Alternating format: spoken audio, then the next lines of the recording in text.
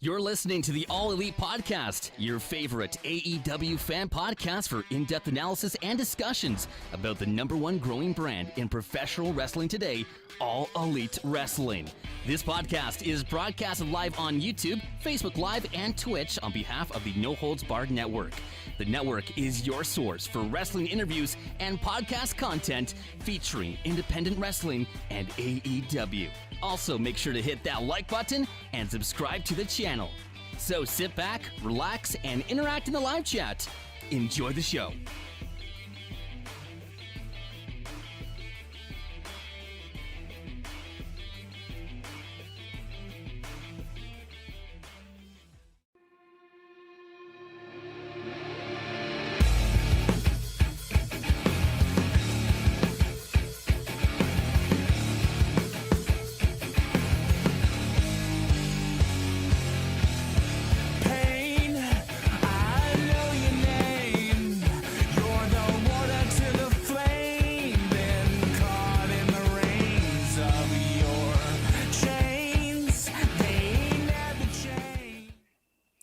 How's it going, ladies and gentlemen? Welcome back to the All Elite Podcast right here on the No Holds Barred Network, your source for all wrestling podcast content and more.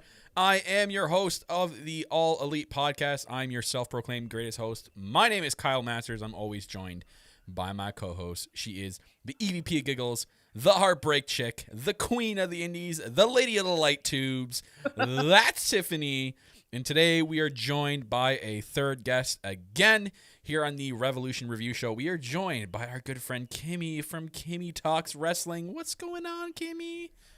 Hi, guys. Kyle, I hope we don't get too heated, you know. Okay, I've put our feud on hold for today. How about that? Oh, I like that. I mean, I don't have my kazoo here, so. I don't have my shame bell here. Well, I lied. It's right here, but I'm not going to pull it out. Better not. I'm not going to shame Tiff. No. That goes for you, too. I won't shame you either. I don't give a fuck. I'm just gonna chill today. So hold on a second.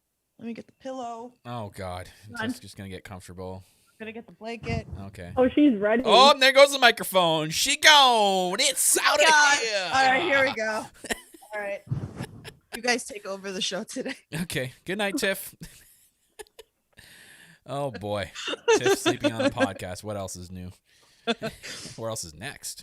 But guys, welcome to the All Elite Podcast. As usually where myself and Tiff talk about everything in that AEW world, from BTE to Dark to Dynamite, everything, keeping you guys up to date with what's going on in that AEW world. We do it all right here on the podcast. And today we're doing our Revolution Review Show, talking about last night's event, which was, I guess you can say, a roller coaster of things happening on this pay-per-view. There's a lot to talk about and a lot to kind of dissect, which we're going to do in the podcast. And today we got Kimmy joining us.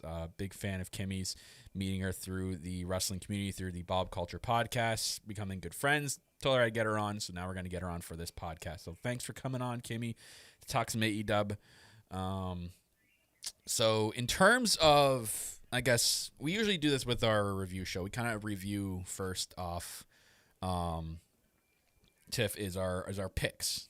So me and Tiff usually have like a thing going on with our picks back and forth. And so, Tiff, we tied. Boo, I hate ties.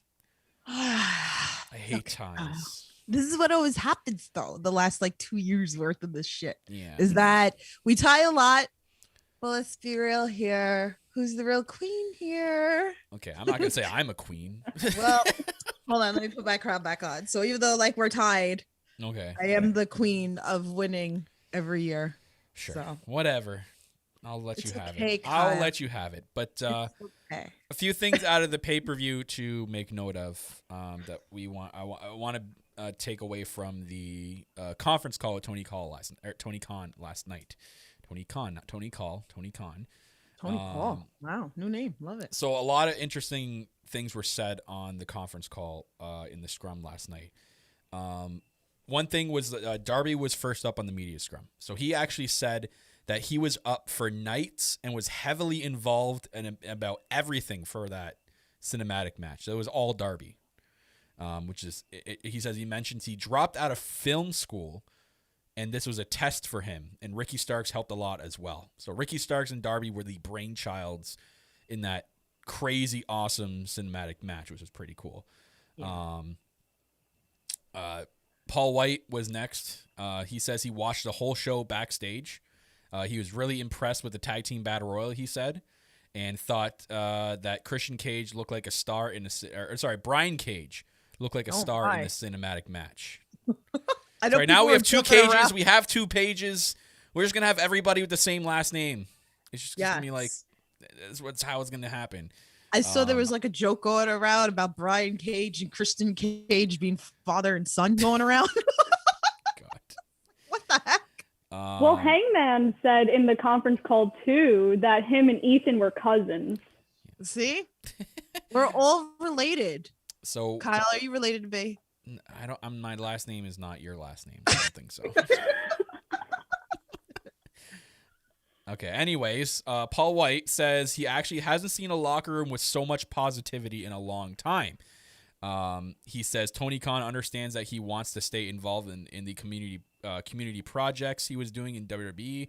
Now he has more freedom to do more movies, TV, and community projects as there's a smaller roster competing for those spots. So I also seen like other reports that Paul White says that the locker room environment is so laid back and so much fun that he compared it to WWE. He says like WWE is a very cutthroat locker room and there's not really much fun going on.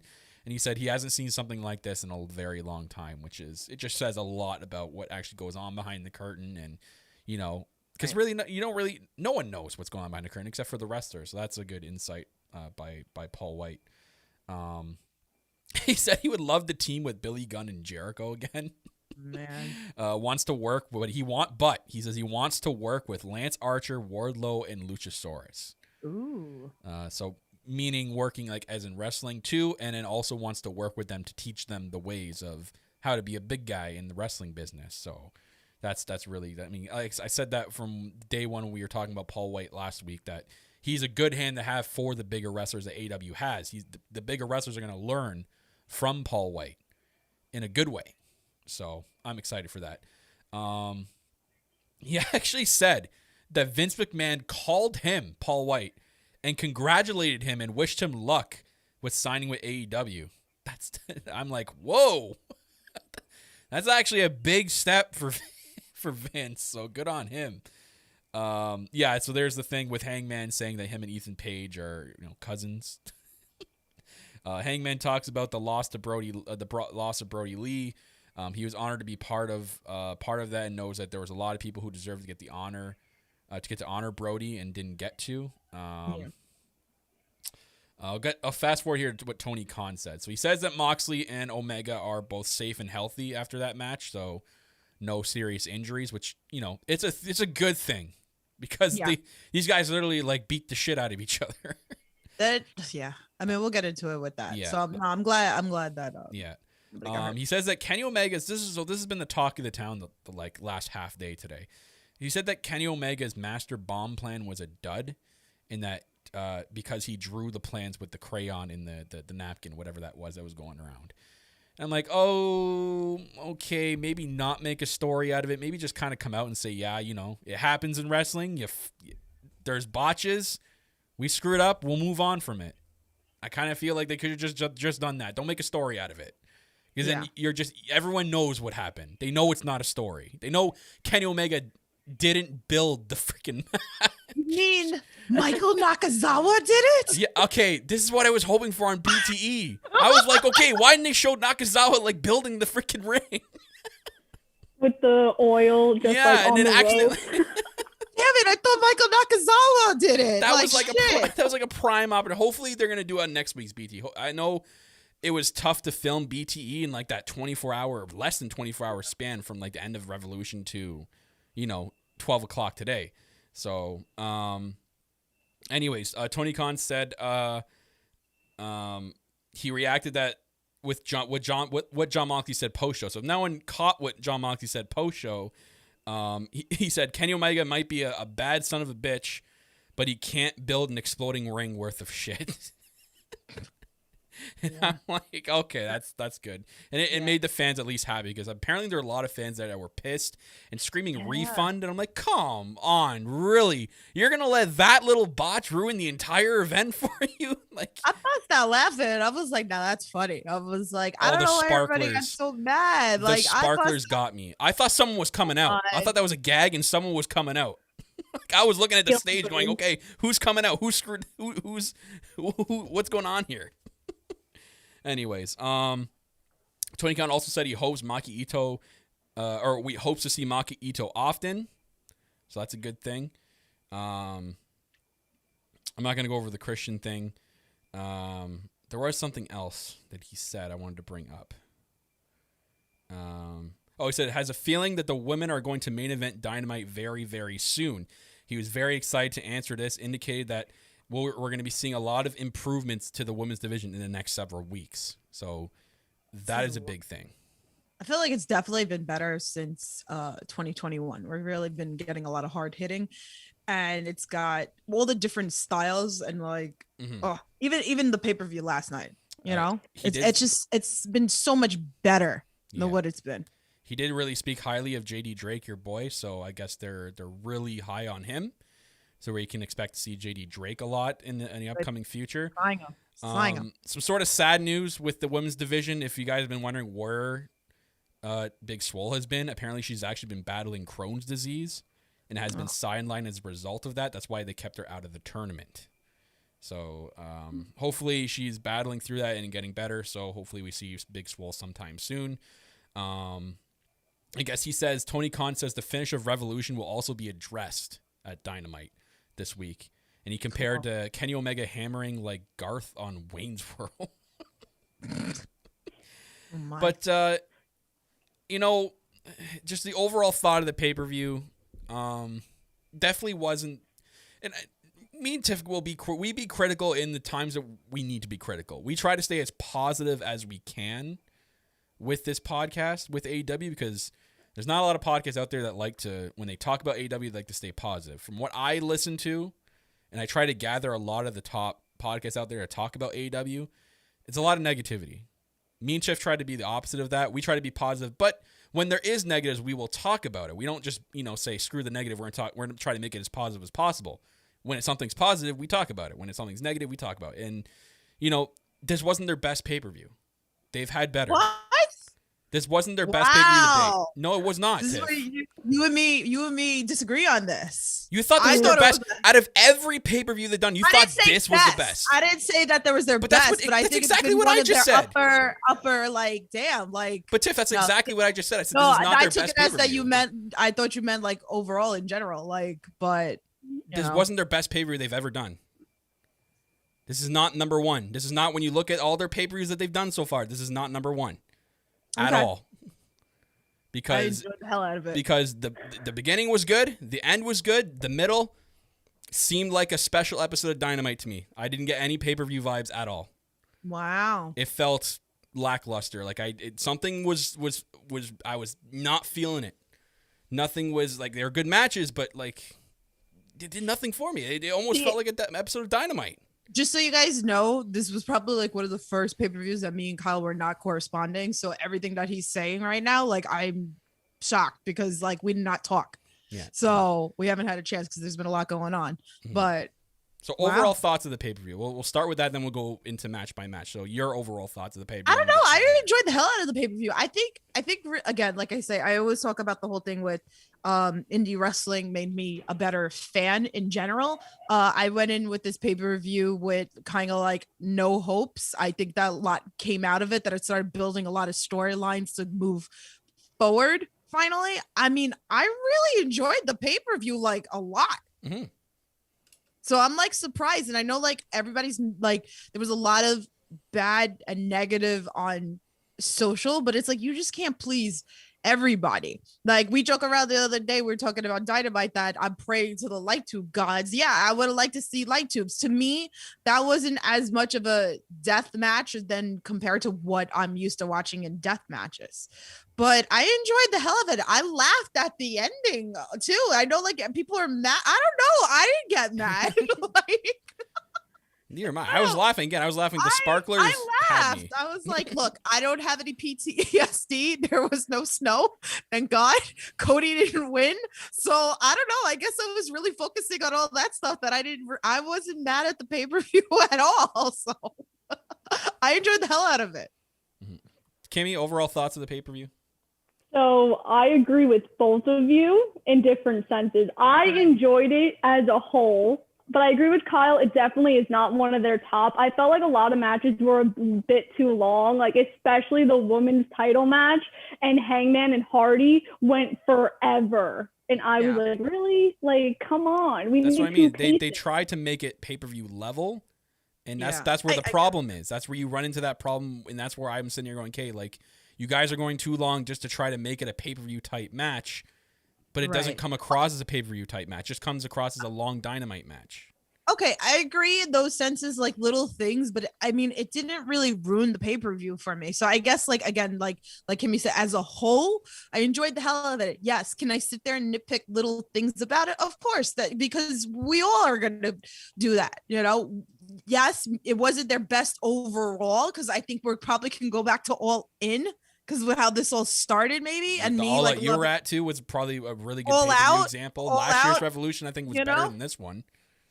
I don't know, like the stories I don't last know. year. I guess John right Moxley now, winning the title, MJF and Cody story coming to an end. You had the greatest tag team match ever on paper at Orange Cassidy's wrestling debut. There's 4 amazing things that happened in last year's Revolution that will overshadow whatever happened on this show.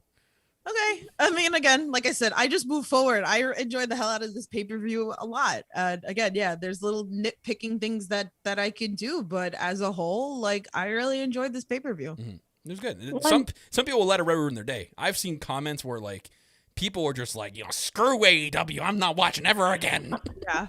It's like, okay, if you don't want to watch, because one little thing.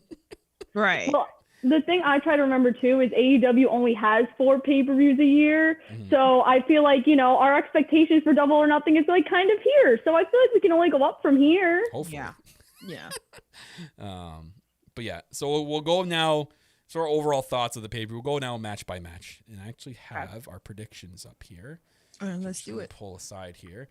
So I'll start in the order that we did our predictions. How about that? That's I think that's a good idea. That's fine. So start the buy-in. And the buy-in, we were talking about it on the predictions, asking like, okay, like if there's talk of Rebel, not Reba, but then Britt calls her Reba again on stage. So I'm like, hey, what are we calling her? Is she Rebel or Reba? Like Tony Khan said on the podcast last week, saying that, no, it's Rebel. We're calling her Rebel. Britt comes out in the pre-show, calls her Reba. And I'm like, but it's like you and me on this podcast, we call Rio Rihu. Yeah. That's like our thing. So that's Britt Baker's thing. Let her live her best life. Okay, Kyle? Anyway, so Britt came out first, and I guess we saw like Rebel or Rebel. I don't know what that's a shade. That was great. There. Mixing together Rebel. Okay, so Rebel comes out crutched, like crutched in quotation marks, because who only comes out with 1 crutch? Come on, if you're in crutches, you come out with 2. That the 1 crutch thing is it's dumb. Like it could be if like, you're gonna sell the injury, sell the injury. Cane? Yeah. Like a cane, Kyle. Why are you being so critical about it? Because she's selling an injury that's taken her out of a wrestling match. Come out and make it look, have it bandaged up. Maybe she's in like the Britt Baker wheelchair that Britt had last summer. Like, make it look good. You know what I mean? She doesn't want her to touch that. That's her own property. Listen, Corona, man.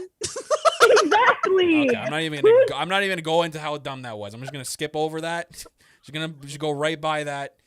Anyway, so she announces that they found a suitable replacement. So us, and I guarantee us, collectively here. We're sitting there going and trying to wait for Deonna Purrazzo's music to hit. Instead, we got some like I'm just saying because I'm a mark and I'm a simp. We got something way better because Maki Ito comes out and the whole place exploded. I marked the hell out seeing Maki Ito because I did not think she was gonna be there. That was a massive surprise. Again, like I said before, or I think I might have said this off camera. I think they should have done this with Christian, but we'll get into that later. But Maki Ito just showing up and doing her little concert thing. Wow, I was losing my shit. I'm like, hey, Maki Ito's here. This is fantastic. And they actually had a very good match, a very good tag team match. Which, again, I'm sitting there watching this match, and then I watched the women's match later, and I'm like, why isn't Britt Baker in the title match? I'm going, this was the time to do it. Like this, after watching both matches, I'm like, oh, we could have had Britt Baker this time. I know there's the long build, whatever it is, at Double or Nothing. We could have had Britt Baker in this match, in the title match. I'm like, this was just, come on. I was sitting there just shrugging, going, But this match was fantastic. It was great. Thunder Rosa, Riho, Britt, and I guess like Britt and Maki are just like best friends now because like we saw later that they came out and were helping each other. But Britt Baker and Maki Ito ended up getting the win. Which just like this was the one match that I won. So there's another match that Tiff won, and that's why we tied. Yeah. It all came down to those two matches. So. It always comes down to that. But what do you think of this match? I really enjoyed this match. I like the different styles of wrestling that we got. So it was very, very different, and it showcased what we needed to showcase, which I loved. And I was like, damn, I said, we're getting like, it seemed like, so the buy-in started like 7:30. It started like a few minutes later, and then it literally like ended like right before 8:00. So there you go, guys. For all the people that were complaining that we weren't getting enough women's wrestling, like we got women's wrestling. And this was like worth to watch the full, whatever, like 25 minutes of it, if that's what it was, like 25 or a little less than like 25 minutes. But I enjoyed the hell out of this match. Oh man, so good. I just like it makes me want to watch like Stardom more, to be honest with you. Yeah, I did notice that the Joshi wrestling is not for everybody. I see a lot of people still not knocking it, and it does suck. But AEW is trying to. I said this before. AEW is trying to be their own women's division. I feel like they're trying to have an identity. And if one of those identity is the Joshi style of wrestling, let them do it. They're trying to be different from everyone else. And if it's gonna take introducing Joshi wrestling and gaining a new audience with them, let them do it. Trial and error. Like people are so judgmental so quick before even letting them like blossom. Like you see one match, oh, I freaking hate it, throw it away. No, don't want to watch it anymore. Yeah. Anyways, Kimmy, what'd you think of this match? I thought this was great. I was like, wow, we're getting tag teams within the first hour because they went from this to the title match to the battle royal. It set the expectation for me for the pay-per-view, and I still have my opinion that this should not have been on the buy-in. It should have been the Miro Saban match should have been on the buy-in because that was just so stupid. Oh, that was. We'll get to that when we get to that. Which we'll get into. Actually, is right. The next thing we're going to talk about is. Perfect. Miro and Kip Sabian against Orange Cassidy and Chuck Taylor. My God, was this... When I say dynamite matches, this was a straight up dynamite match. Like, oh my God. Stop it. It was a dark match. I had zero interest watching this. I was like, hey, like I didn't want to pull my phone out at all throughout this pay-per-view to go on Twitter. I did. And start scrolling through Twitter during this match. Like, okay, like no one really cares about this storyline. And I'm sorry to you, Miro, Kip Sabian, Orange Cassidy, and Chuck Taylor fans out there. Like, this just did nothing for the general audience watching this match. They could have ended this feud on Dynamite this week, and it would have been okay. Yeah, this was not pay-per-view level. You know what? I think it was more scarier with like Chuck with the freaking like going through the window and getting like cut bad. Oh yeah. I was like, crap. I was like, see, this is deathmatch worthy. But like I was like, damn, that's shit. But yeah, I mean, I agree with a lot of people that like this storyline just, it wasn't catchy. I don't know what, I guess the question is, what could they do to make them more interesting? I hope it's done. Like, I believe it's done now, but like we're gonna get one more match out of it. We're gonna get we're getting. I don't mean at a pay-per-view. I mean like this Wednesday. We're probably gonna get the last match out of it, and it's No. going to be fine. It's going to be Kip getting pissed at Miro because Miro pushed Orange Cassidy purposely into Penelope Ford just to win the match. So we know that the seed's been planted there. But I guarantee we're going to get at least one more match. It's going to be like a 1-on-1 match. It's going to be Orange Cassidy against Kip Sabian 1-on-1 because, Kip's pissed at Orange Cassidy for knocking her over, even though it was Miro's fault. As long as it's that and not like continuing the feud with like best friends. Miro is set to go, man. Send this guy into a freaking tirade now. He's pissed. Go after the TNT belt. Look who did the pay-per-view. Like, that was a good thing that we could pick out of this. Miro was pissed off.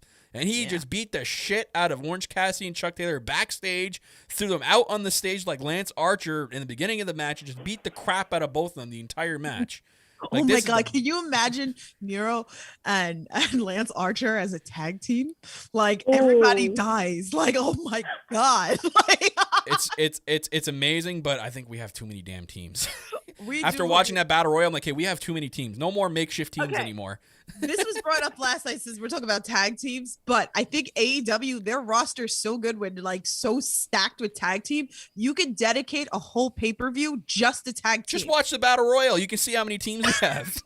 Yeah, but it's all like, the problem about with battle royals, right, is that you get a few seconds in the ring.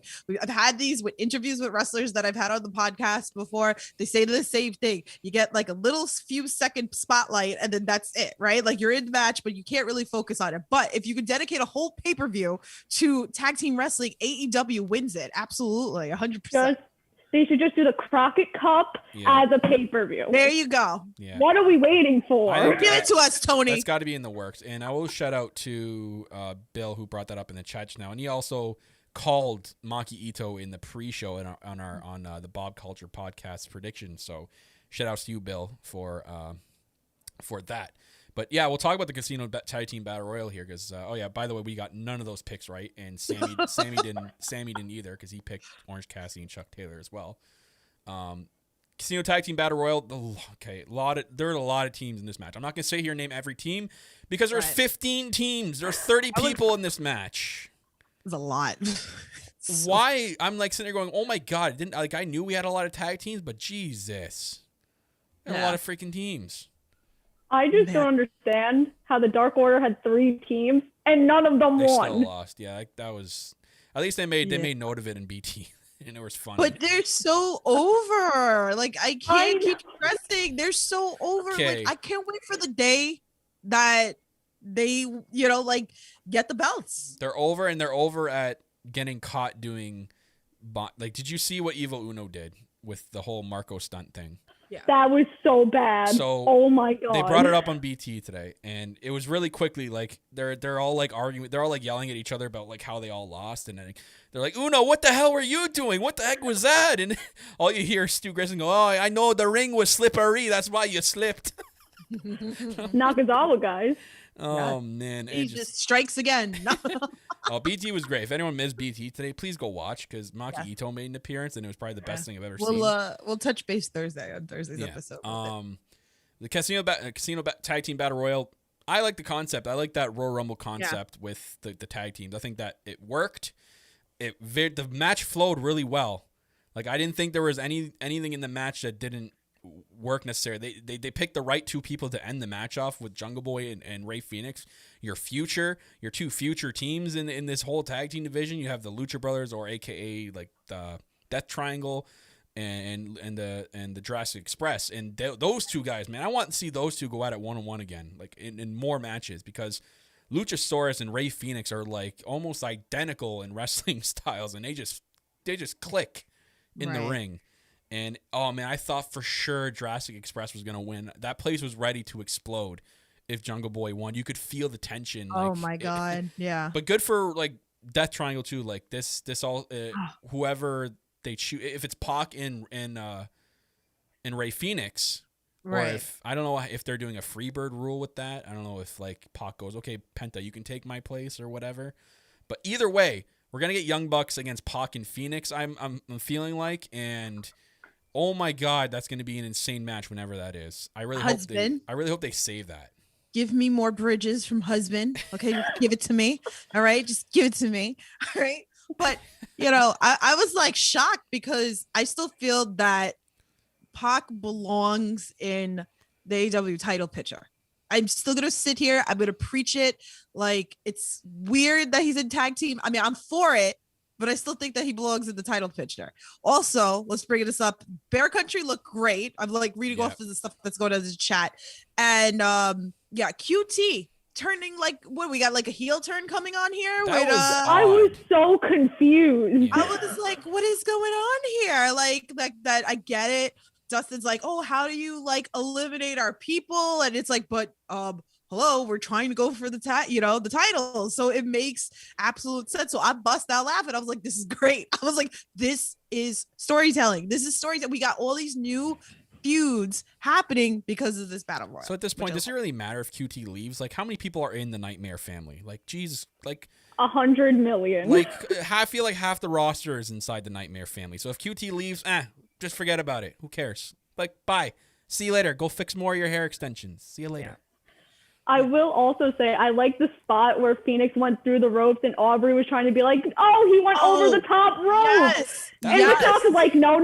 Poor Rick Knox, okay? He's old. Like, give this guy a break, man. Maybe Ray Phoenix moves at like 100 miles an hour, okay? Like, it's not Rick Knox's fault that he missed that. Leave the old man alone. We had him on here as an interview in early episodes. He was such a nice man. We met him at Full Gear. You did. Such a nice guy. Leave Rick Knox alone. I wasn't judging Rick Knox. I was just talking about how I enjoyed the spot. No, it was a great spot. It was like so important. Crazy. I think it was so important in this. Like, it's something that you wouldn't really think of, that you're like, yeah, that's right. You call it right through the line. But this was a great match. Like, everyone kind of had their opportunity to get a spot in, and it all flowed nicely. I thought Top Flight were supposed to be in this. Were they not? And I didn't see them at all. Because I remember the original graphic. The original graphic had Top Flight in it. Maybe something happened. Well, they kept on changing it too. Yeah. I have the original how it is here. Subject to change. Yeah. See, the original graphic I have up here has Private Party, Top Flight, Butcher and the Blade, Proud and Powerful, Evil Uno and Grayson, Silver and Reynolds, and Bear Country. Yeah. And that was before they announced there's 15 teams. Right. Looks like Bill says Top Flight were pulled. So, yeah. Poor guys, but they're young, man. Those guys are like the future. Like, I think they're both like, what are they, 21, 22? Like, those kids they got a long ways ahead of themselves. Anyways, Battle Royal was great. I mean, we all three of us on their predictions picked Proud and Powerful because we thought that they're kind of going in that direction, but we opened up with the tag team match and Santina made there. we opened up with the tag team championship match, and as soon as I saw Young Bucks win, I'm like, okay, well, there goes my pick. I knew exactly that Proud and Powerful were not going to win. And sure, they got eliminated early too. I'm like, oh, that doesn't look good. But that's why I believe that on Wednesday they go bye-bye from Inner Circle. I think you're right, because according to a friend of me and Tiff's, our friend Jerry, JD from New York, who has a podcast in the internet wrestling community, he actually has a new show called oh my god, I'm gonna botch it. Something in Connoisseurs. I don't know. It's a new like YouTube show where they drink like different kinds of whiskey and talk about wrestling. And Ortiz was on his last episode, and he actually mentioned to Jerry that some big things are about to happen to Proud and Powerful, and to look out for them in the next couple of weeks. So, like to hear that. Very much like to hear that Proud and Powerful are going to be, hopefully, I'm assuming this like war council that they're doing on Dynamite this week is going to be the implosion of it all. It's just the signs are all pointing to, Chris Jericho out, because MJF made a massive hint in that backstage segment that things need to change. So this, to any Inner Circle fans, if there is any out there, like, this is going to be the end of Inner Circle this Wednesday on Dynamite. So best be prepared. So we'll move on here. I've been prepared, okay? Okay. All right, Tiff. Face of the Revolution ladder match.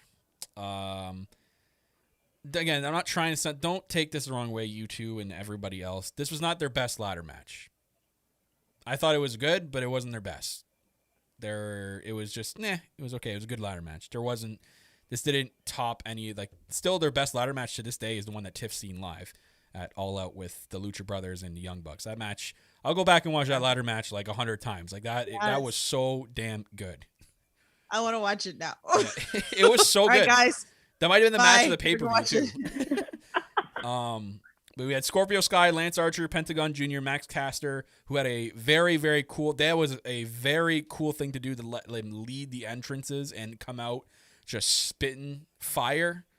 Man, he has something here with these rap things. I've seen a lot of people not with it, but when Max does a lot of pop culture references in his raps, which are really like bars, so I'm all for it, and I hope this continues.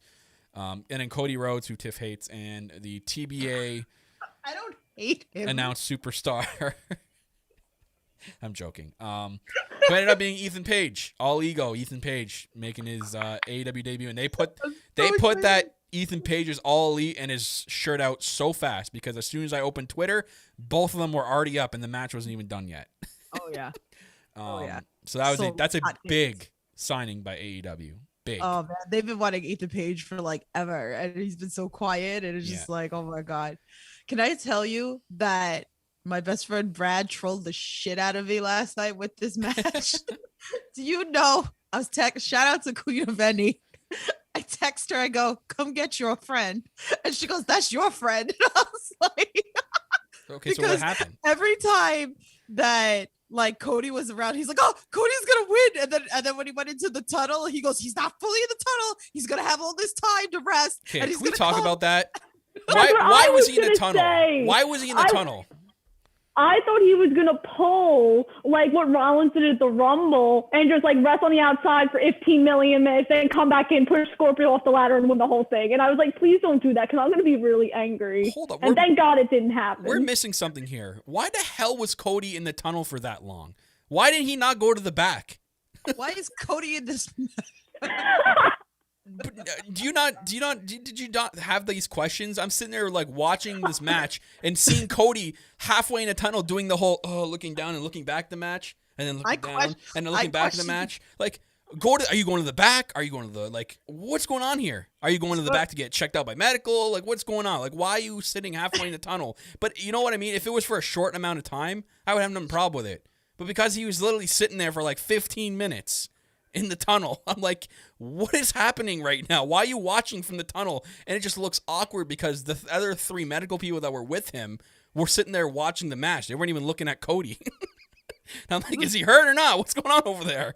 He was debating about if he wanted to go to catering or not. I don't know. I was just ultra confused by that. And okay, what's going on? But that was just bad. The match was good. Match was very good. Right. A lot of cool spots. Can we talk about the brass ring?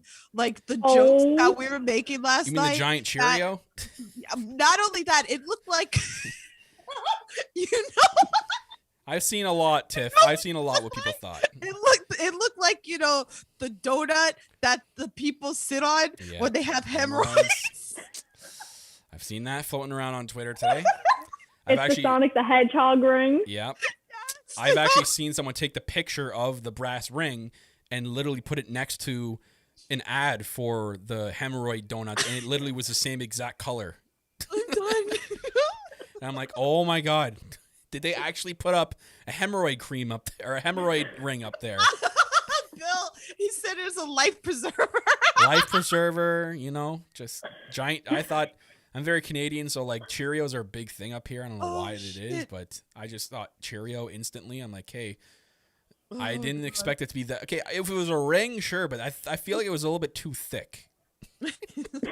It looked very, very inflated. That's what she said. I don't know. Yeah, did that. Okay, Michael Scott's out there. Come on, go ahead, go nuts with that. But anyways, let's talk about the match. Let's forget about the butt ring. Let's just leave it up there and talk about the match itself. Okay, let's stop talking about hemorrhoids.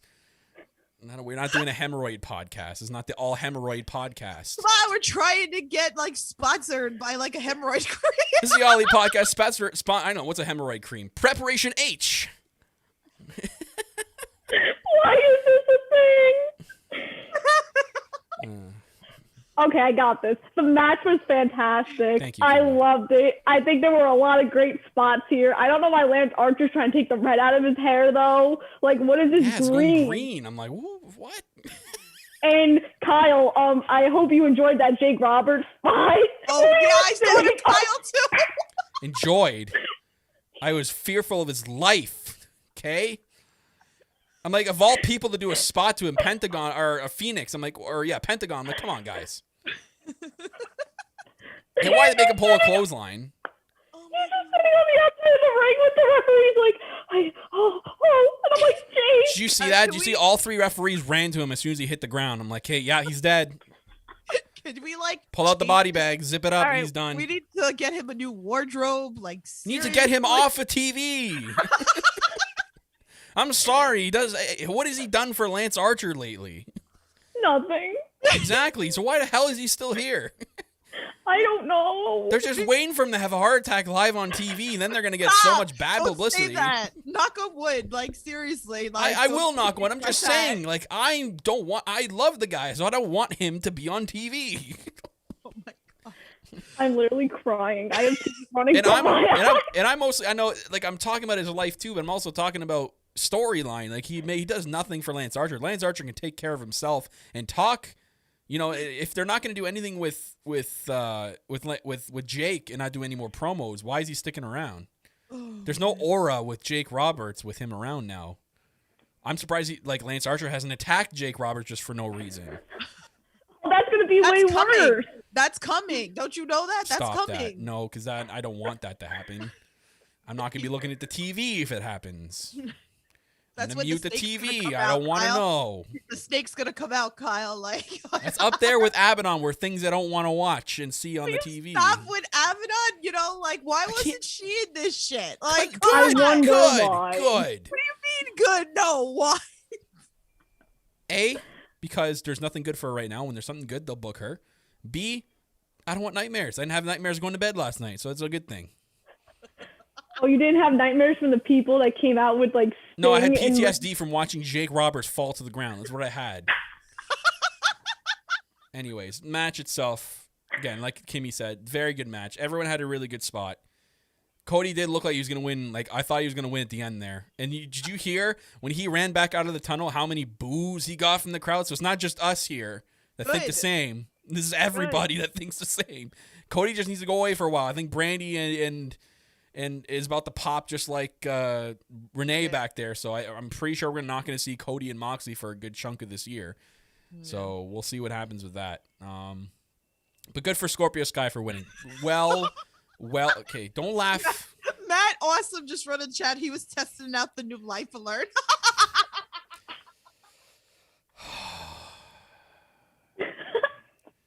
Anyways. I think the right person won the match, though. I'm Yes. happy Scorpio No, won. that's what I was saying. Yes, Yeah. 100%. 100%. But go ahead, Kimmy. We need to let you talk more.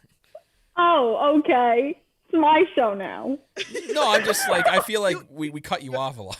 Listen, I like between me being the crazy New York. Well, she's a New Yorker too, but like I'm from Queens, so I'm like I give no fucks. So like jump in, Kimmy. Just cut us all off. Okay, I'll yell at everybody. Let's do it. I thought the right person won. I thought Paige had a really good showing too. I just thought the match overall was really good, and I'm happy no one died, especially Jake Roberts. Yeah. Man, we can stop talking about Jake Roberts anytime now. All right. No, Scorpio Sky, like again, our picks. Like I'm so glad. Like Yeah, I'm. Tiff, I'm this is where excited you about- won. This is where you Yeah, won in the I picks. won this one because I said that we needed to push Scorpio Sky. It's the right person, and I'm ready for this, and I'm ready to see him with the TNT title. We'll see. So Or let's go. else he's going 0-2 for TNT championships this Wednesday if he loses, because he lost it against Cody. He could lose it against Darby, but who knows what's going on with Darby, because there hasn't been a clear indication if he's seriously hurt or not, because the cinematic match was filmed way before Tony Khan brought up what he brought up on the podcast this week. I guess it was filmed last Sunday, the cinematic match. So we'll see what happens with Darby this coming Wednesday. But yeah, good for Scorpio Sky, man. The guy is well-deserved. He deserves another run. Good. Very good talker. Very good wrestler. I mean, the sky, pun intended, the sky's the limit with this guy. So we'll see what happens. Hangman Page against, so we briefly talked about this. Hangman Page and Matt Hardy, Big Bunny match, just didn't do it for anybody. Didn't do it for me. It's not really a good match, especially when there was no, like, my biggest gripe with this, and I heard it from a lot of podcasters, that there should have been like an envelope exchange of something at the end of this match. You know what I mean? Like how do we know that that Hangman actually won some money here? We're just going to go by, oh, yeah, for sure Matt's going to pay him. That's all we're going by? So then why was this? But then why was this match on pay-per-view then? You don't buy a pay-per-view for this then. I can't explain every single booking. I'm just saying that, but I'm saying if I'm booking a pay-per-view, I'm not putting this on pay-per-view because this is a story you're building on Dynamite, and you save Hangman when he has a pay-per-view worthy match. Good match. Storytelling was there. But again, it didn't live up to pay-per-view hype. I wasn't hyped for this. Yeah, I'm with you on this one. The only had thing, its good moments, but it was a little too long. Yeah. The only thing that mattered is when the Dark Order came out, helped Paige up, Buckshot Lariat. That was the only thing that mattered. How do you not laugh like every time that they catch him and then throw him back into the ring? It's just such a good pairing, but unfortunately, I don't think Hangman's ever going to join the Dark Order. It's going to come close. I think I can just see them going to a mutual friendship level. Someone else is going to be a leader of the Dark Order eventually. It's too early right now. Everyone's wanting like Hangman to be the leader, or there's going to be a leader. It's too early right now. They're good as a group right now without a leader. They're all leader. They're all the leader of the Dark Order. Yeah. So we'll keep it at that. So let's talk about the street fight that we got. This cinematic, amazing street fight. You mean the Hollywood music video scary movie thing? Yeah, and call me nitpicky Kyle again. I think this match could have done without the commentary. Yeah, a lot of people were saying that. I like Taz though, because Taz made it interesting. I like that Taz wasn't there. Yeah, definitely. Kimmy, you can do crazy stuff with your feet there. That was nuts. I don't know how you got. That was not me. That was my roommate. I don't know how you got your feet to to turn like that. That's just you're incredible acrobatic. Thank you. My happy years of gymnastics really paid off there. Okay. Anyways, back to the cinematic match. Yeah. If you think back to Matt Hardy's cinematic match, right? Oh my god. There was no commentary at all through that. There was like comments once in a while, right? And you let the cinematic match tell itself with the music and everything. I love that. This one, it was great, but I felt like there was too much talking at times, and it was hard to like really take in everything from that cinematic match. I bet you if you had some crazy music playing while the match was muted and you rewatch it back, it would be a lot better. To start, JR didn't even have a voice to start the show. Yeah, Talk about commentary. Okay, I actually heard that he had bad allergies, so that's poor JR. Oh my god, the tweets that they were saying to send. But what do you mean bad allergies, Kimmy? What the hell is he doing with his voice? But if he's not commentating. Listen, I can't explain every single thing JR does in his life. Too many interviews. I don't think JR is getting interviewed by Forbes every day. If AEW can afford some damn snow, they can afford some freaking holes or like something like that for JR. Anyways, the cinematic match was fantastic. That was so well done. The environment they picked, the entrances of both teams was so good. Even the Sting and Darby one with all the people in the masks, I'm like, oh, this is some purge shit right here. This is some crazy level awesomeness. Like, it was so good. And if we talk about the one spot of Brian Cage and the strength of this guy, literally deadlifting stalling suplex lifting Darby and walking up the stairs. Like, what? If anyone knows anything about lifting, that is incredible. And you need a lot of strength to do that. Like, I know Darby's like, maybe 100 pounds soaking wet, but my God, that is incredible. Like, Brian Cage is an absolute beast. And Sting, for the most part, I could tell I was looking very hard to see if when the stunt double makes his appearance, because I knew there was a stunt double in this match. And I saw the 2 times he appeared, the stunt double. And it's unfortunate because the stunt double had a little bit shorter hair than Sting. But looked very good, looked very identical. And he was a little bit skinnier, like not as broad as Sting is in the shoulders. So I could tell when the the stunt double was there. But for the most part, Sting took a lot of the abuse. Like, he was in a lot of scenes, and I give him full credit. Cinematic or not, this was very, very well done. I enjoyed every bit of that. Yeah. It's like I said on Twitter last night. Tony Khan watched the Boneyard match and said, "Hold my checkbook. We could do this way better." Yup. Definitely. Oh my God, so good. And even like to see all the positive that I was seeing on social with it as well. Like, oh my God, even like the wrestlers, like that they knew where it was being filmed and where was this undisclosed location with a random wrestling ring in it? I thought it was in Atlanta, but I don't know how true that is.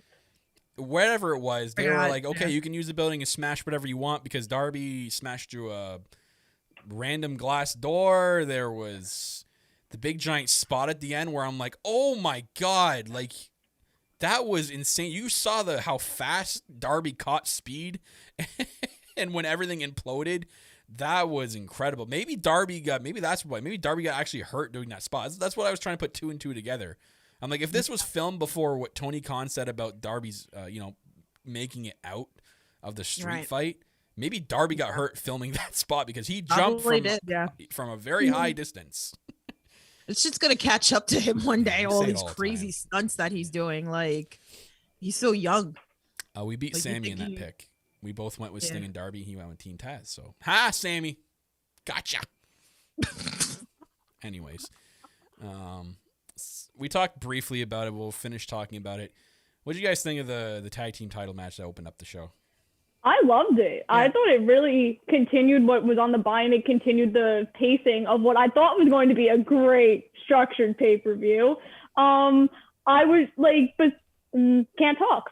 I was shocked that Sammy didn't come out. Yup. I was like, wow. But he was very active on Twitter. He was like, haha, they lost. And then when they did the backstage segment, why are they still talking? So I was like, why is he not here? Why is Sammy not here? It's either he's injured or something COVID related, because there's no reason why he shouldn't be here. Like, he should have made hopefully Wednesday we'll see him. They said Inner Circle War. No, I think it has to do with that whole stuff that they were saying that he wasn't some of the things that they had like pulled him off some stuff because of things with like Impact, that he was like very vocal. Remember that whole thing like that? I heard like that Tony wasn't happy, so they probably like in a little timeout maybe. That's probably like going on. That's what I was assuming. But why he didn't? I mean, since he didn't show up like you said in the tag team, because that's what I thought. I was like, all right, he's gonna. I was like, I'm loving my pick that I would love for him to come in with like Wardlow into the tag team. So I was like, Wardlow. Yeah. No, come on, but you get where I was going at. Yeah, I do. Like, get where I was going at. It would just be a random quick turn. It would be like a random quick turn. Yeah, no, but it would have made sense, right? After like kind of like getting hit by Jericho and everything. Like, what did you think of the match, though? The tag team. I loved. I mean, look, you can't have a bad match with like the Young Bucks. Like, they really are. They are the best in the world. Like, they are the best in the world. Like, they really, really are. Like, I enjoyed it. I mean, like, whatever with MJF, I was sitting there laughing last night at a lot of his robe. I just started cracking up about because it's just.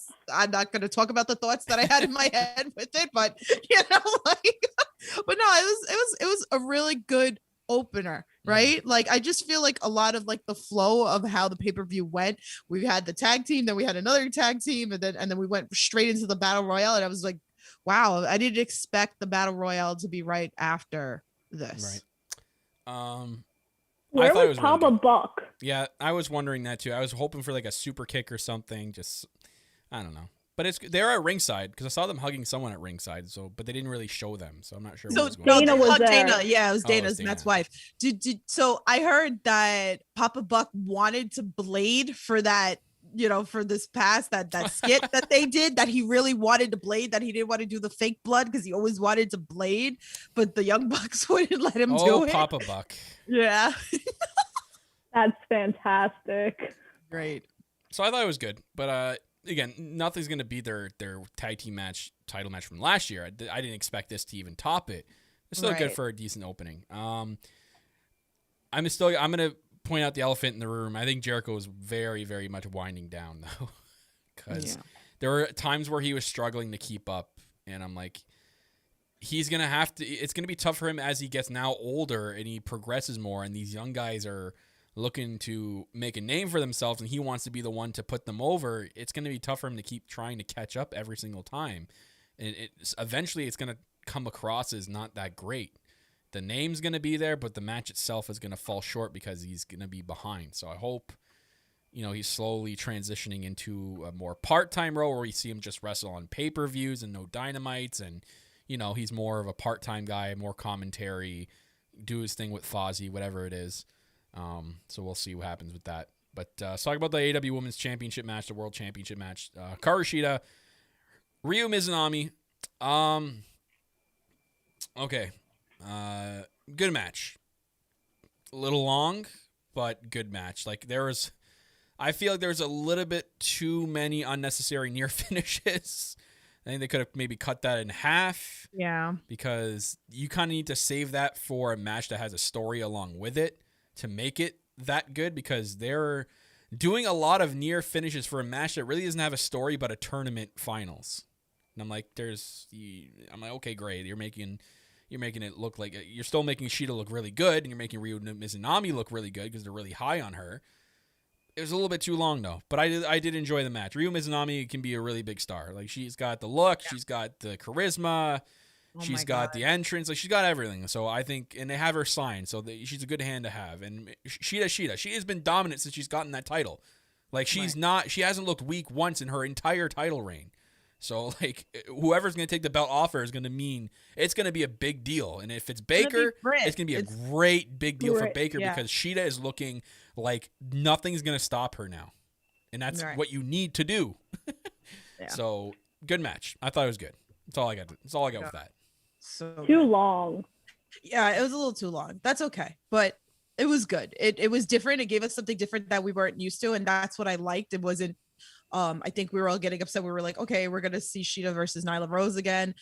So I'm kind of glad that we got something completely different on the pay-per-view. Great, like different type of match, different type of wrestling than what we're normally used to. So I totally like that about this match. But yeah, I mean, I want Chris Statlander to come back. Maybe Chris Statlander comes after the title, wins. That would be a big deal. Maybe, but like the way that long way.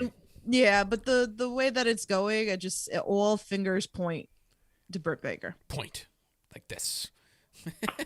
That's who it's gonna be. I don't know what we're waiting for. Like, I know Kyle was telling me, like, when she lost in the tournament, oh, we're waiting for a crowd. But why? Just do it now. Because I feel like they're waiting, and then it's gonna be too late. Yeah, I have a feeling it'll be by Double or Nothing, 100% now. Because you think about it, they were able to get close to the 30% line with the crowd last night. By Double or Nothing, with the country, the way your country, the way it's going now, because now we know Double or Nothing is going to be in Jacksonville and it's going to be on a Sunday again. By then, I assume they can probably raise that 30% mark. They probably, if things go great and well, they could probably raise that to 50%. And with more crowd in there, it's going to sound that much better.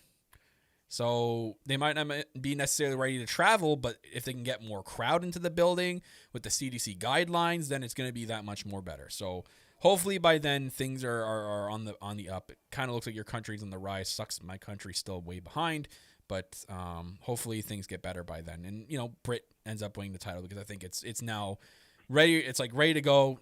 Give it to Britt, because it'd be great for Thunder, but now with NWA looking like they're getting things back going, I assume we're probably going to get Thunder Rosa less on Dynamite and more on NWA again. Same with Serena Deeb, because she still has the belt. And she's an and AEW she just had surgery. Yeah, and she's an AEW contracted wrestler. So we'll see what happens with that. This is going to be quick, this next thing we're going to talk about, but I mean, we still need to talk about it because it's the big talk of the town as well. So I was wondering why we didn't get Paul White out here. So we got him earlier in the night giving us a quote unquote hint, which really wasn't much of a hint.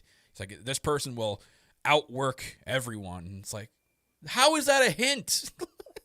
That literally is a catchphrase for the wrestler you introduce, but we didn't know his catchphrase until after he was introduced. So how is that a hint? That's the point, Kyle. That was the point. Tiff, that's like you what? I was going to give you a new nickname, right? And I said the nickname to somebody, but didn't tell them it was going to be your new nickname. They'd be ultra confused, right? They'd be like, hey, what's that name for? Well, So I know a lot of Big Show people drops wanted- the hint, but people are like, "What does that mean?" I know a lot of people were like, "Oh, give it to us!" Like when it first started. No, like come on, you gotta like, But I thought you know. Paul White was supposed to. Like, why didn't he come out and introduce him? I was shocked by that too. But here's the thing. So, okay, we all know who it is. It's Christian Cage. There's no spoilers here. It's Christian Cage. So Christian Cage signed with AEW, 47 years old, yada, yada, yada. He's in great shape now. Still probably has a lot of gas in the tank. It is what it is. He's not here to win the AEW title. Let's all freaking relax. Let's pump the brakes. He's not going to come in here. Still time from Omega, Moxley, whoever it is. He's not coming to steal their time. He's just coming in here to be a hand. You know, he's going to have a couple good matches with people. This is kind of like his retirement run. And then he's going to call it quits. Could be a backstage hand after he's done. Anyways, I think they could have gone about this a whole different way, though, because I really do. I'm with the people that say this was very anticlimactic for the amount of build-up they did. Like, there was too much build for this. Way too much build. I'm not trying to knock Christian in any way. He is, for sure, a Hall of Famer eventually. But they had put too much into this to under-deliver. You don't come out on the Unrestricted podcast to build it up. You don't go on Busted Open Radio to build it up. You don't come out and not give any kind of other hints and just make the wrestling world put all these crazy theories. The wrestling community has all these crazy theories because of the build they did. If they had not done anything, there would have been no crazy theories. If there was just Tony Khan not saying anything about it on Unrestricted, not saying anything about it on Busted Open Radio, and Paul White, not even do anything with Paul White. Paul White just gets announced, whatever, he signed with AEW, doesn't come out and say, oh, I get the breaking scoop, someone's going to sign on Sunday. Not do any of that. And can you imagine how much of a bigger surprise it would have been if Christian Cage just walked out right before the main event, had a contract in his hand, and signed it in the middle of the ring without notice? The crowd would have went insane, and wrestling Twitter would have exploded the correct way. But because you did all that hype, people are like, what the fuck? It's not CM Punk. What the hell? It's not Brock Lesnar. It's not The Rock. It's not whoever they're trying to guess. They under-delivered. And that's not fair to the fans, and especially not Christian. I felt bad for Christian because people were upset, and Christian should have got a lot more of a reaction than what he got because he is an incredible wrestler. He's one of the, he's not a main eventer, but he's a great, where he's at level kind of. I don't want to say mid-card because he's a little bit above mid-card. But for what he is, he's a great wrestler. I just felt like they kind of under-delivered. And I didn't feel like they could have gone about this a whole different way. When you put it like that, then yeah, I agree with you on that. And I love the fact of like the surprises that we get. So, I didn't really pop or anything like that myself. So shout out to Ruckus, man. They contacted him and said, Tony Khan contacted him and said, can you do a remixed version of his TNA theme? So Tony Khan loved his TNA, and his TNA theme was great. So basically, Ruckus took his TNA theme and remixed it with the one Evanescence song. I forget what that song's called, but it was an Evanescence song, and remixed it to sound almost exactly like it. And it sounded great. So good for Ruckus, man. That guy's fantastic. He does wonderful work with the themes. My thing is, I don't want to judge it until I see what he does. Yeah. Because I feel like everyone just said Punk because that's been rumored for X amount of years. It's because of the hype. And no one would have been saying that. No one would have been saying that if there wasn't any hype. I'm aware, right, and I agree with you, but I'm just saying I don't want to judge it until I see what they are doing with Christian. But I'm not judging Christian. I'm judging the hype. I agree with you. Yeah. I'm agreeing with you. Be happy. I'm agreeing with you. It's a rare occurrence. Why? So you're talking about the people who are judging judging him. Yes. Yeah. I don't know if people are judging Twitter. Him. People are idiots. Like, yes. They did not watch the Royal Rumble. I'm also going to say, because you said like, oh, people were disappointed. And I saw a lot of people disappointed that going back to Sting and Darby and the street fight, that it wasn't live. And people were like, I paid to see Sting wrestle live. You didn't tell me it was going to be cinematic and that we were going to watch it on a screen. Why didn't you tell me that? You never going to be happy with anything, like just. Oh, I'm aware. Wrestling fans are the most judgmental people if people ever. Were complaining in attendance that they didn't get to see Sting live, where were you the last 18 weeks before that when he appeared on TV every single goddamn week? You're telling me you're upset after you didn't buy a ticket to any of those Dynamites? and could see I'm snow reporting falling. what I saw on my Twitter feed. That's what I'm reporting. Yeah, that people upset about him, like are judging him before seeing what he's done, are in the wrong. I'm, you know what I mean? And in AEW again, they went all this about the wrong way. This would have been a lot better if they just freaking like, oh, they're getting ready for the match, and all of a sudden the music starts, and you know JR and Turner are like, do you know what's going on here? What the hell is this? Why is there a countdown? And then Christian Cage comes out, and people are just going, what? Like, what? Because as of that point, before Tony Khan said anything, no one was saying that Christian was coming to AEW. Not one person. There was no report. There was no talk. Yeah. There was no nothing. Because everyone thought he signed with WWE because exactly. even all week 2, everyone was saying, oh, he is signed. He's going to go to Mania. Because the thing I saw too, 5 weeks ago, thinking logically, he was in the Final Four at the Rumble, and now he jumped ship. Yeah. And him and Edge hugging in the ring, that was their goodbye. Yeah, now you can see it as a goodbye. So I guess the talk is that after the Royal Rumble, Christian, there was a contract negotiation with WWE and Christian. I guess they didn't offer him enough money, so he said, okay, like that's not enough money. It's not what I'm looking for. I'm just going to walk. And it was mutual. They said, okay, well, we can't offer you more at this time. So, you know, good luck in your future endeavors. Christian calls Tony Khan. Hey, can you pay me this much to come in? Tony Khan said, yeah, you're one of my favorite wrestlers.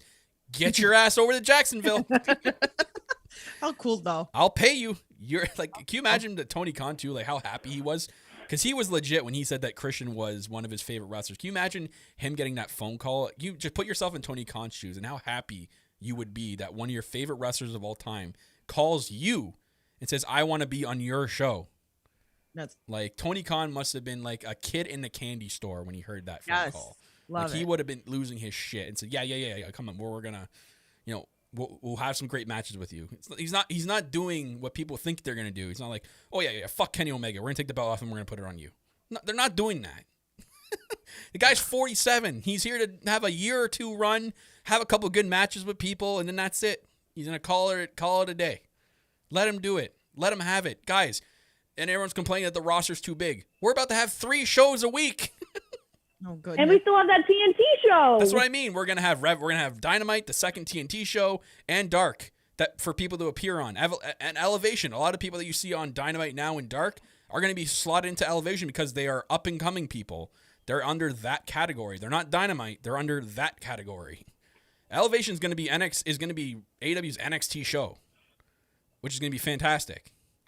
You're going to see people that you've seen so far, young talent and young stars from Dark. You're also going to see people you haven't seen yet from the Indies. Tiff, I know, is going to probably see a lot of people she might interview on our channel that are going to start appearing on Elevation.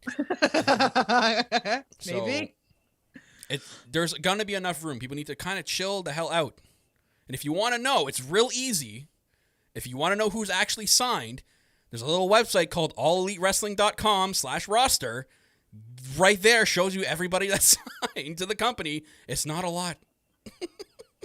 That's triggered. I'm just, you have to be triggered when you see these freaking idiots on wrestling Twitter. I was triggered. Oh, the last couple of days, like even before last Wednesday, Wrestle Twitter was okay. It was tolerable for a little bit. And it's always been like the last couple of days, it's just been like, frick, someone hit the hellhole button. It just unleashed all the goons. Anyways, I can't wait for the new TNT show. I'm very interested to see where they're putting it. If the indications that they're moving the pay-per-views to Sunday, is it going to be Saturday? Is that why they're moving? Well, no. Tony said he was only doing it on 3-day weekends. Yeah. Was this a 3-day weekend though? No. Well, no, but Double or Nothing, it's Memorial Day weekend. Oh, this was rough last night. You know, especially if you go to somebody's house. But yeah, thank God. If you're gonna do it, do it on a 3-day weekend. Yeah. Anywho, let's talk about the main event. Yes. The exploding barbed wire death match. So I will start with my thoughts here. We did get all the picks right, by the way, obviously, because Kenny Omega retained. Best wrestler in the world. Anyways, Tiff, don't take this the wrong way. Please. All right. I want to hear what you're going to say about this because I know he's going to destroy it. Go ahead. I'm not going to destroy it. I'm just going to simply say death matches aren't for me. Okay. Should I just say this? Yeah. That isn't like I don't know. I expected more as being someone that watches a lot of deathmatch wrestling. Me, it's more violent. That was tamed. Just tells me right there I wouldn't like anything more violent because I didn't enjoy that. wait. Okay, wait. So what other thing? I made you sit.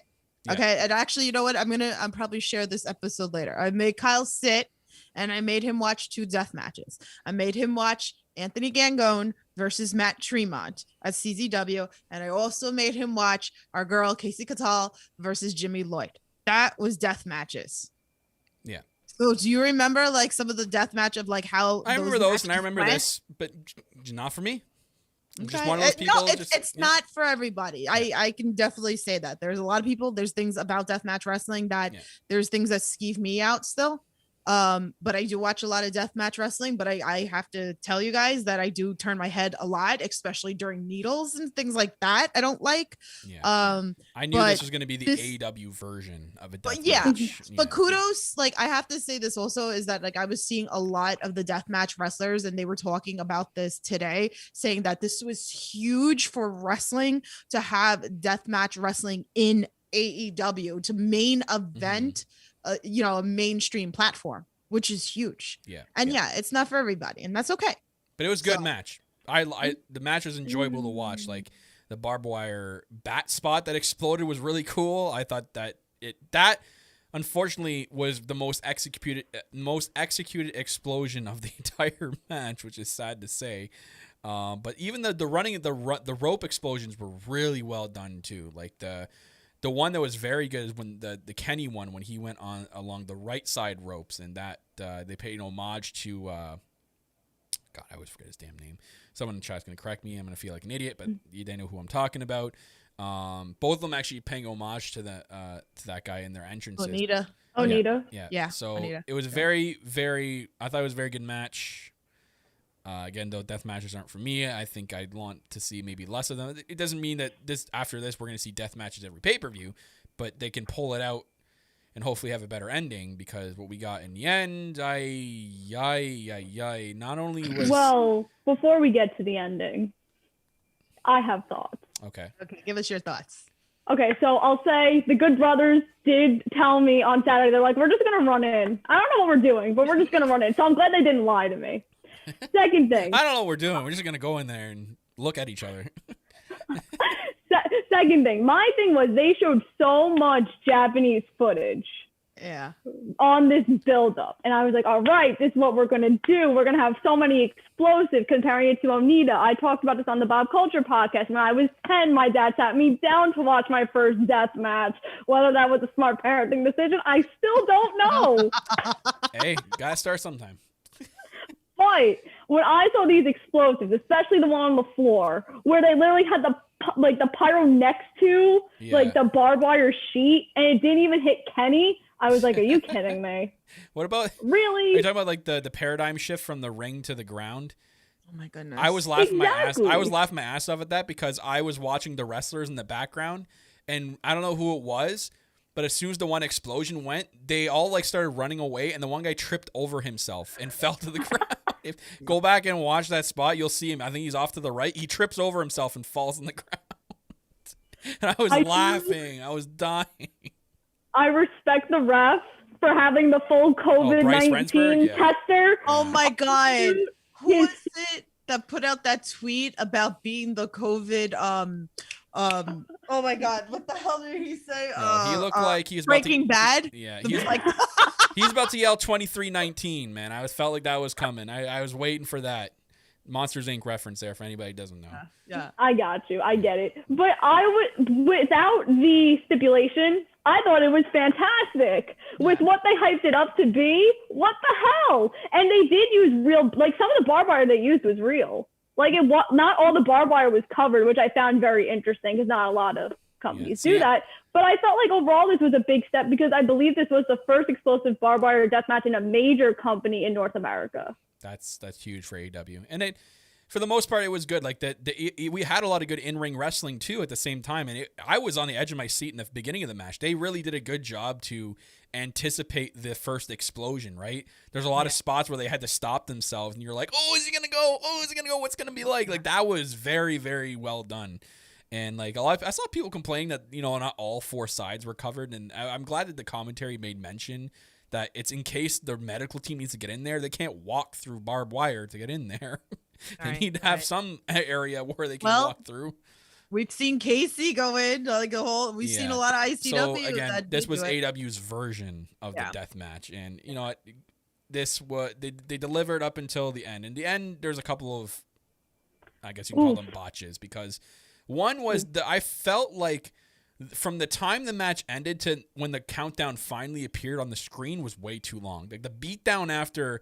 It was way too long. Like it was almost like the wrestlers were kind of waiting for the countdown to start. And like, I'm like sitting there going like, why do they have this on a timer? Why didn't they just start the countdown right away after the first beatdown? I just don't understand why there was no timer at all. Like, they were like, 30 minutes. And then Tony Schiavone was like, we're at 15. How do you know? You don't have a stopwatch right next to you, Tony. I know you don't. But Don Callis on commentary made the whole thing. I love Don on commentary. He was fantastic. But I was mad there was no counter, because we're just going to assume that the time is 30 minutes. Did anyone actually time it? Yeah, it was strange. And then, like, so we got to talk about the lackluster ending. So the countdown finally goes on the screen. Moxley's stuck in the ring. He's handcuffed. And then Kingston, of all people, this is an interesting story here. Out of all people, Kingston is the one to come out. And you see, that is smart. That right there is excellent and to the core storytelling, that Kingston's the one to come up to try to save Moxley. That fell short because of what we got after. So Kingston realizes we're out of time, covers Moxley. That's another big thing. He wanted to take the blow for Moxley. He put himself over Moxley, and then we got like a lame carnival fireworks show. It was the Gilbert Sparklers. You have to get it right, Kyle. The Gilbert Sparklers. So apparently it looked worse on TV than in person. From footage that I've seen that from people live in attendance, it looked a lot better and there was a lot more smoke. But from our angle, it looked bad on TV, and people were like, "What?" I love the people that did a bunch of editing on Twitter. Oh yeah, and they were doing people are fast, man. They're like, "Let me fix this," and I was just dead. I was like, "My God, that is funny." But I feel bad for AEW. I honestly feel bad for AEW because that was obviously a botch. I feel bad for Eddie. That's who I feel bad for, because John's leaving. Yeah, I don't know. I thought it was kind of funny. I didn't even get mad about it. I didn't get mad. Moxley had to look like he was dead, and then Kingston had to look like he was dead. And for sparklers, and it's like, hey, we were kids. When you're a kid, you hold a sparkler and you run around with them and you create circles in the air, right? How can these two sit there and lie dead from sparklers? So it's just like, Listen, there was more explosion in Casey's match with Jimmy Lloyd. Like, it was a funny botch, though. Like if you guys can't laugh at this, you really have no soul. No, you have to. You have to laugh. It's at a funny botch. Give credit. I know a lot of people are saying this was really, really violent. Look, they were really safe. Trust me. Like I've seen really so violent. Much. This was really. What were they expecting out of a death match that wasn't violent? That it was violent. And like, look at death match in the title with the wire. Look at the bat. Okay, the bat that Kenny hit Moxley. Okay, you can clearly see he hit him, and then when it was like pulled off of him, that's when it exploded. Like, so it's the little things that you can catch that you know that they're being very safe. And then with the water to go into the eyes and everything, like, trust me, like they're being very, very, it was very a cool safe. spot when Mox or Kenny had to locked in the figure 4. And was it Mox or Kenny was using the barbed wire chair to saw the legs so it would let go of the hold? I thought that was so cool. And I'm like, oh my God, that's such a smart tactic. Like, that's the best thing.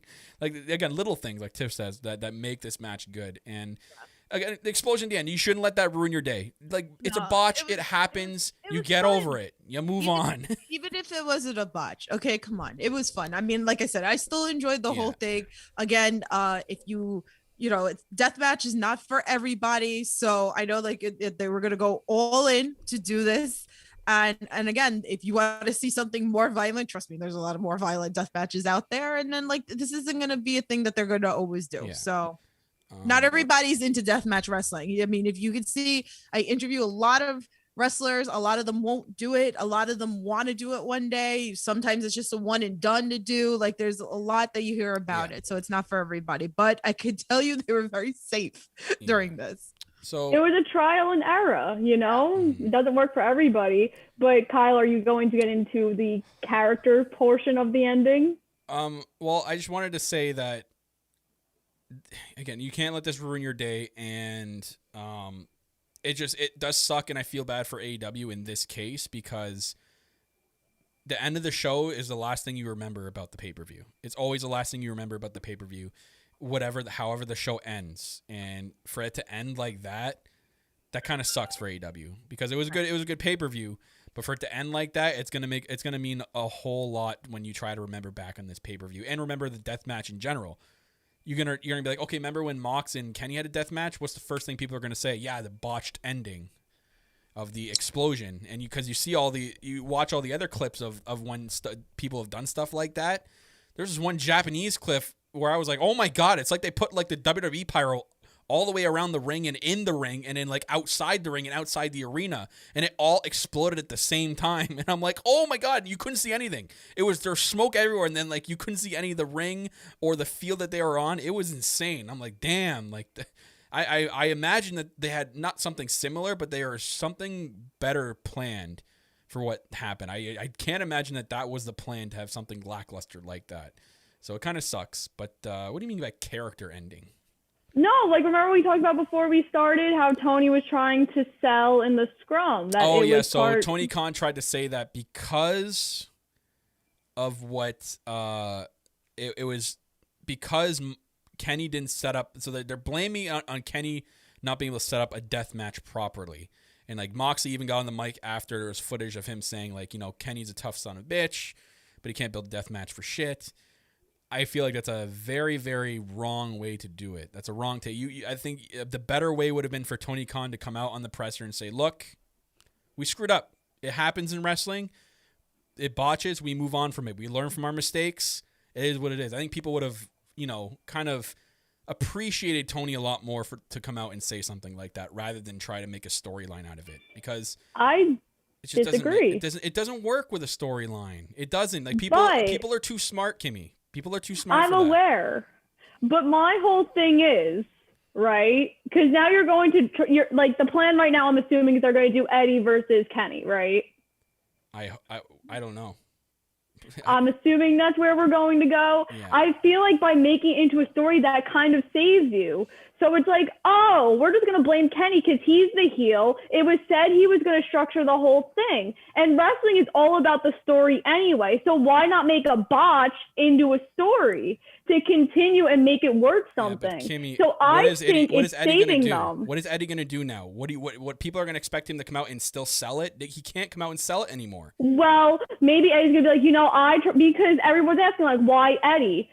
Bitter enemies become best of friends too. Eddie was trying to save his friend because they thought, oh my God, Moxley's going to die. So Eddie could come out on Wednesday with Tony when he explains it and just say, oh, you know, Kenny got me so scared for my friend. How could he do that and be so enraged? And then Don Callis can come out and then you can start that story. Okay, but you're missing it. Kimmy, you're missing it.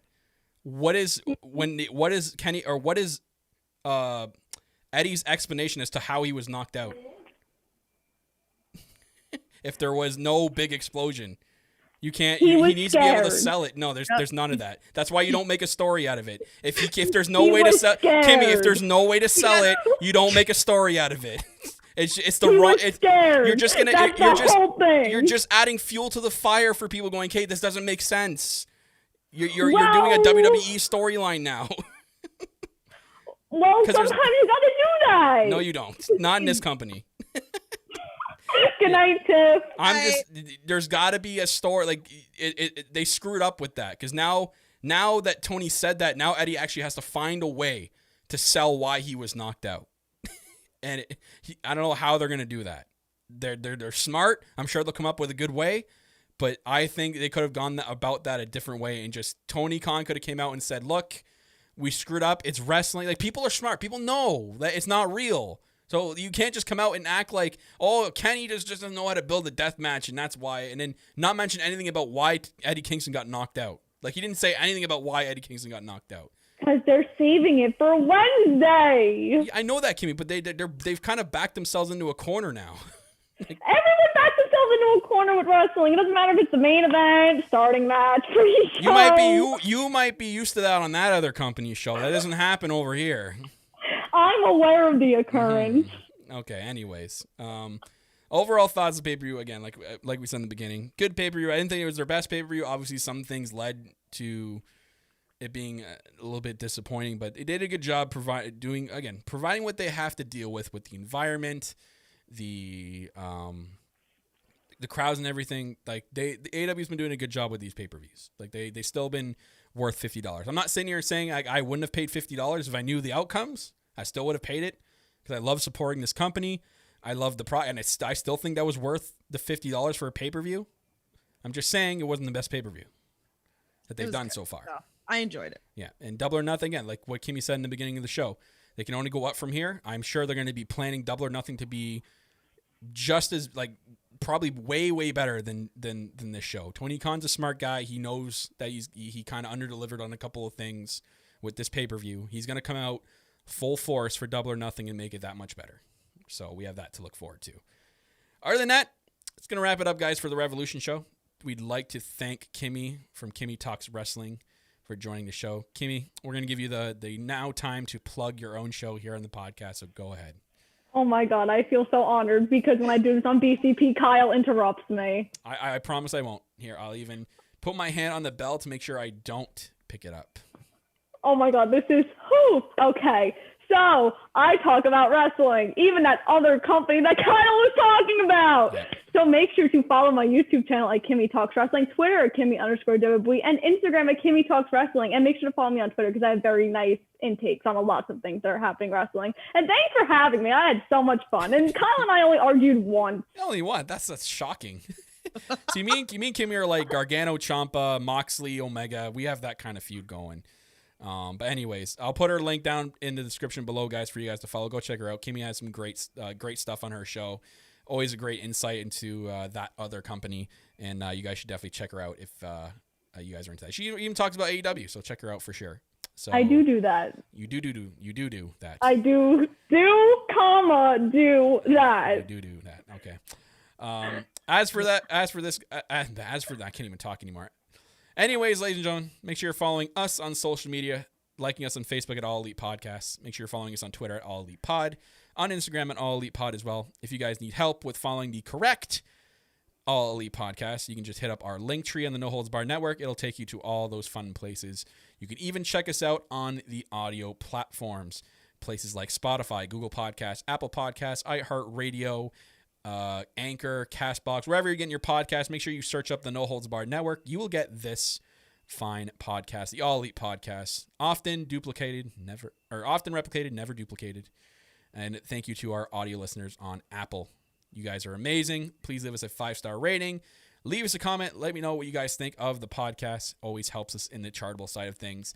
And lastly, but not least, and certainly not least, thank you very much to Darren from This Wolf for letting us use the song Dead to Me. It is our official theme song of the podcast. He lets us use that song each and every single week, and other songs in our network for our other podcasts. Darren, you are our best friend. You are our go-to guy for theme songs. You are amazing. Guys, go check him out on all his socials and his music links. He does amazing stuff over there, so thank you very much, Darren. Other than that, guys, that is going to wrap it up here for the All Elite Podcast. Again, thank you, Kimmy, for joining us. It's been the self-proclaimed greatest host, Kyle Masters, talking about Revolution here on the review show, and I'm always joined by my co-host. She's the EVB Giggles, the Heartbreak Chick, the Queen of the Indies, the Lady of the Light Tubes. That's Tiffany. We'll be right back here, guys, on a regular time, Thursday night, 7 p.m. Eastern Time, live here on YouTube, Twitch, and Facebook. We'll see you next time. Take care. Be safe. Take it easy.